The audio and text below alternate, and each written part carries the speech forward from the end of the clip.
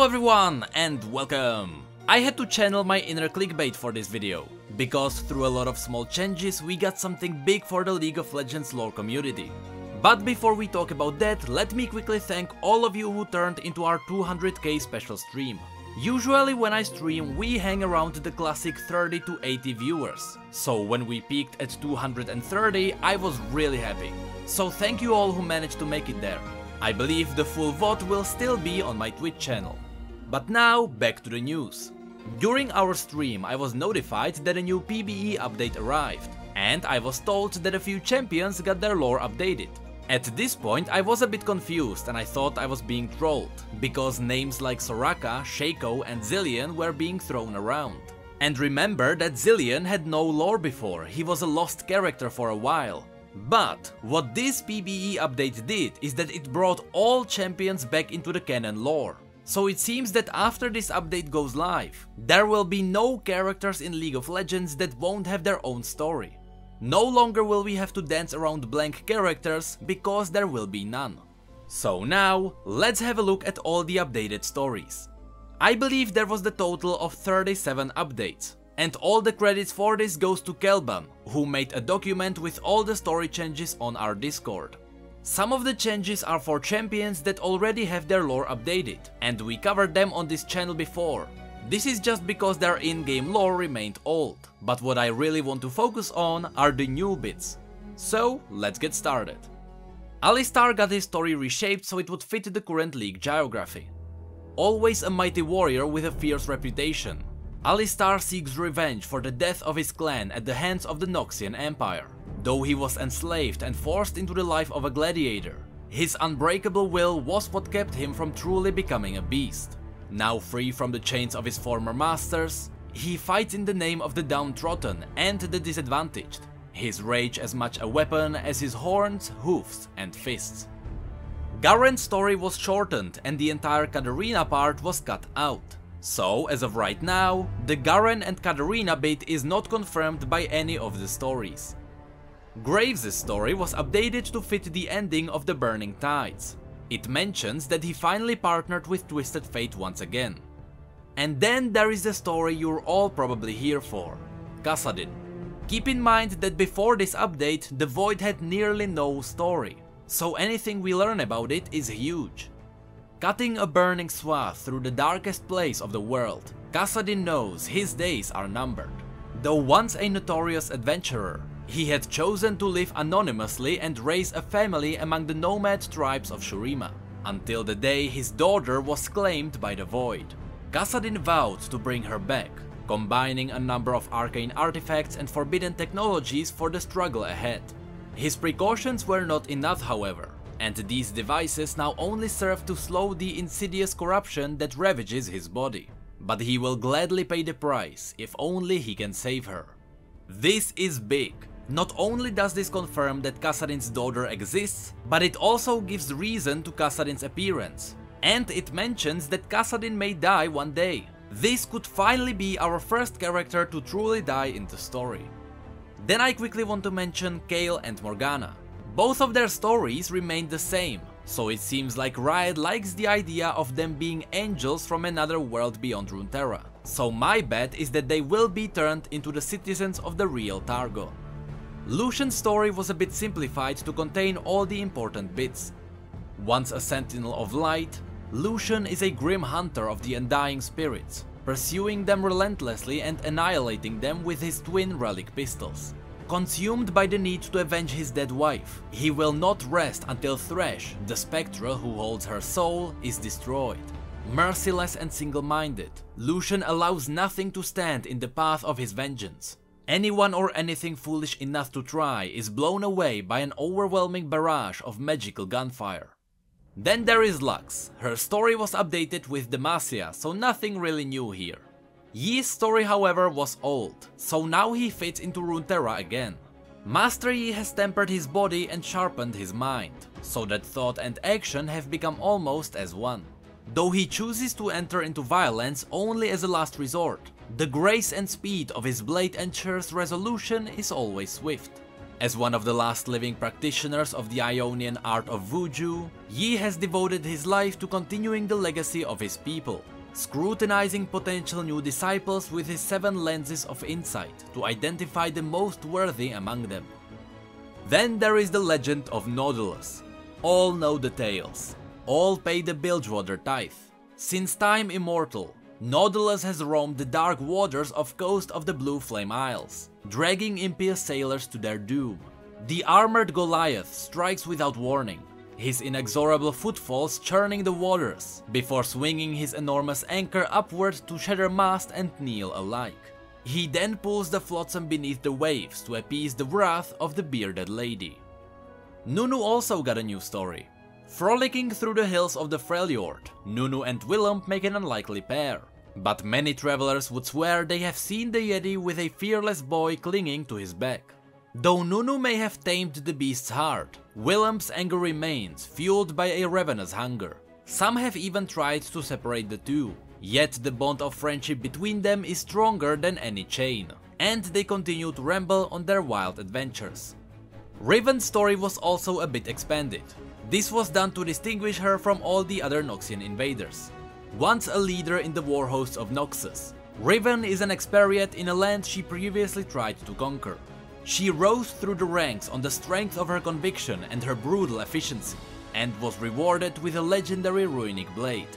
However, on the Ionian front, Riven's faith in her homeland was tested and ultimately broken. Having severed all ties to the Empire, she now wanders with her shattered sword, seeking atonement for a past she cannot forgive. With Rumble we got at least the basics so we know who he really is. Rumble is a young inventor with a temper. Using nothing more than his own hands and a heap of scrap, the feisty Yordle constructed a colossal mechsuit outfitted with an arsenal of electrified harpoons and incendiary rockets. Though others may scoff and sneer at his junkyard creations, Rumble doesn't mind. After all, he's the one with the flamespitter. Sejuani's story was changed to focus more on who she is rather than what she's doing. Sejuani is the brutal, unforgiving Iceborn war mother of the Winter's Claw, one of the most feared tribes of the Freljord. Her people's survival is a constant. Desperate battles against the elements forcing them to raid Noxians, Demacians and Avarosans alike to survive the harsh winters. Sejuani herself spearheads the most dangerous of these attacks from the saddle of her Druvask boar Bristle, using her true ice flail to freeze and shatter her enemies. And then we have Shaco. I thought he would be a demon just like Tahm Kench or Evelyn, but it seems that Shaco is something completely unique now. Crafted long ago as a plaything for a lonely prince, the enchanted marionette Shaco now delights in murder and mayhem. Corrupted by dark magic and the loss of his beloved charge, the once kind puppet finds pleasure only in the misery of the poor souls he torments. He uses toys and simple tricks to deadly effect, finding the results of his bloody games hilarious. And for those who hear a dark chuckle in the dead of night, the demon jester may have marked them as his next plaything. Sion's story wasn't really updated, but it confirmed everything hinted in the previous story. We now know that he really choked the previous Jarvan to death before dying himself. Then we have Sona, one of the champions forgotten back in Season 2. She used to have no lore because she heavily relied on the summoners. That has now changed. Sona is Demasia's foremost virtuoso of the stringed Etva, speaking only through her graceful chords and vibrance areas. This genteel manner has endeared her to the Highborn, though others suspect her spellbinding melodies to actually emanate magic. Silent to the outsiders but somehow understood by close companions, Sona plugs her harmonies not only to soothe injured allies, but also to strike down unsuspecting enemies. Soraka was another champion with weird lore. Her story depended on Warwick, but his story was changed and Soraka was left behind. That has also changed. A wanderer from the celestial dimensions beyond Mount Targon, Soraka gave up her immortality to protect the mortal races from their own more violent instincts. She endeavors to spread the virtues of compassion and mercy to everyone she meets, even healing those who would wish harm upon her. And for all Soraka has seen of the world's struggles, she still believes the people of Runeterra have yet to reach their full potential. Yes, Soraka was finally confirmed to be a Targonian Celestial. And now, let's have a look at the soon-to-be updated champion, Swain. Swain is the Grand General of Noxus, visionary ruler of an expansionist nation that revels only strength. Though he was cast down and crippled in the Ionian Wars, he seized control of the empire with ruthless determination. Now Swain commands his war host from the front lines, marching against a coming darkness only he can see. In a swirl of sacrifice and secrets, the greatest secret of all is that the true enemy lies within. This is an amazing teaser for the full story that will be released with this update. Tahm Kench's story had very minor tweaks to describe his appearance in more detail, but nothing major. In a similar way, Talon's story was also rewritten to confirm everything from before. The Dooku Tau story is still canon, but what happened to Katarina's father was cut out. Just like Rumble, Tristana also got a short update. While many other Yordles channel their energy into discovery, invention, or just plain mischief making, Tristana was always inspired by the adventures of great warriors. She had heard much about Runeterra, its factions, and its wars, and believed her kind could become worthy of legend too. Setting foot into the world for the first time, she took up her trusty cannon Boomer and leaps into battle with steadfast courage and optimism. This story mentions that he stepped into the world for the first time, so maybe Yordles really are isolated somewhere within the spirit realm. Then we have Varus. One of the ancient race of Darkin, Varus was a deadly killer who loved to torment his foes, driving them almost to insanity before delivering the killing arrow. He was imprisoned at the end of the Darkin War, but escaped centuries later in the remade flesh of two Ionian hunters. They had unwillingly released him, cursed to bear the bow containing his bound essence. Varus now seeks out those who trapped him, in order to enact his brutal vengeance, but the mortal souls within him still resist every step of the way. Again, this is a teaser for a story soon to be released. Then there is another Yordle, Veigar. An enthusiastic master of dark sorcery, Veigar has embraced powers that few mortals dare approach. As a free-spirited inhabitant of Bandle City, he longed to push beyond the limits of Yordle magic, and turned instead to arcane texts that had been hidden away for thousands of years. Now a stubborn creature with an endless fascination for the mysteries of the universe, Veigar is often underestimated by others, but even though he believes himself truly evil, he possesses an inner morality that leads some to question his deeper motivations. Vel'Koz also finally got a bit of his own story. It is unclear if Vel'Koz was the first void spawn to emerge on Runeterra, but there has certainly never been another to match his level of cruel, calculating sentience. While his skin devour or defile everything around them, he seeks instead to scrutinize and study the physical realm, and the strange warlike beings that dwell there, for any weakness the void might exploit. But Vel'Koz is far from a passive observer, striking back at any threats with deadly plasma, or by disrupting the very fabric of the world itself. Notice no mention of Zillion yet. Then we have a bit of an expansion for Vladimir. A fiend with a thirst for mortal blood, Vladimir has influenced the affairs of Noxus since the Empire's earliest days. In addition to unnaturally extending his life, his mastery of hemomancy allows him to control the minds and bodies of others as easily as his own. In the flamboyant salons of the Noxian aristocracy, this has enabled him to build a fanatical cult of personality around himself, while in the lower back alleys, it allows him to bleed his enemies dry. Xin Zhao also finally got an update. He is one of the last Demacians who weren't mentioned yet. Xin Zhao is a resolute warrior loyal to the ruling Light Shield dynasty. Once condemned to the fighting pits of Noxus, he survived countless gladiator bouts, but after being freed by Demacian forces, he swore his life and allegiance to these brave liberators. Armed with his favorite 3-talon spear, Xin Zhao now fights for his adopted kingdom, audaciously challenging any foes, no matter the odds.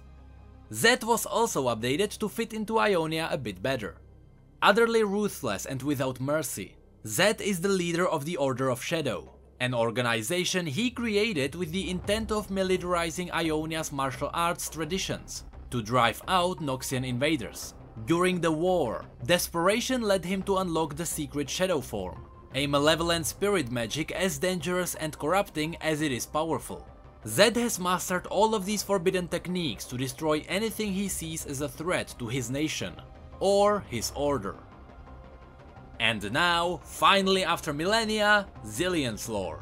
Once a powerful Icathian mage, Zilean became observed with the passage of time after witnessing his homeland's destruction by the Void.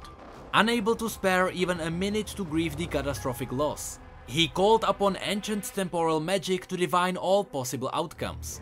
Having become functionally immortal, Zilean now drifts through the past, present and the future, bending and warping the flow of time around him, always searching for that elusive moment that will turn back the clock and undo Icathia's destruction. And the last one on this list, Zyra. Born in an ancient sorcerer's catastrophe, Zyra is the wrath of nature given form.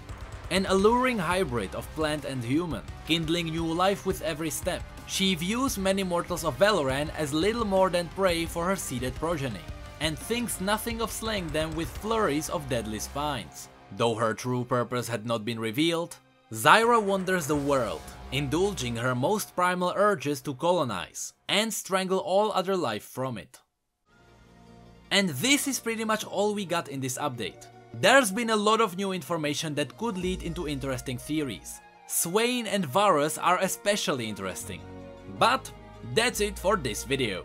If you enjoyed it, feel free to rate the video and subscribe for more lore. You can also follow us on Twitter, Facebook and Discord if you'd like to chat. Our merch and P.O. Box will be in the description. And with that, thank you all so much for being here and for your support. You know I really appreciate it. And as always, thank you come again.